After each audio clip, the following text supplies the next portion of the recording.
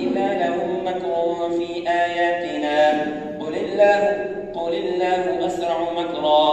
إن رسلنا يكتبون ما تمكرون هو الذي يسيركم في البر والبحر حتى إذا كنتم في الفلك وجرين بهم بريح طيبة وفرحوا بها جاءتها ريح عاصف وجاءهم الموج من كل مكان وظنوا أنهم أحيط بهم دعوا الله مخلصين له الدين لئن أنجيتنا من هذه لنكونن من الشاكرين فلما أنجاهم إذا هم يبغون في الأرض بغير الحق